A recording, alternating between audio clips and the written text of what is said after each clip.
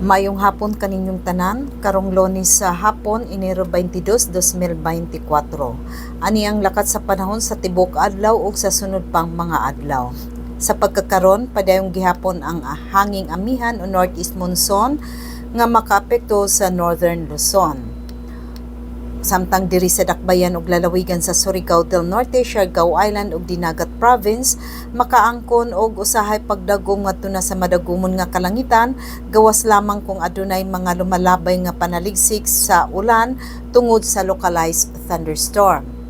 Kasarangan ngadto sa kusog nga hangin ang mohuyop gikan sa silangan ngadto na sa amihan ang silangan direksyon ang mopusalabi sa atong dapit ug ang kasarangan ngadto sa dagko ang mga balod sa kadagatan nga adunay sukod nga 1.2 meter ngadto na sa 3.1 meter wave height.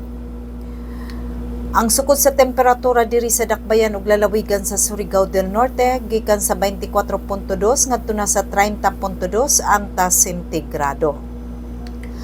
Mutaog ang dagat karong gabi sa alas 7:56 nga adunay sukod nga 1.1 meter ug muhunas ugma sa kaadlawon sa alas 5:25 sa buntag nga adunay sukod nga negative 0.3 meter.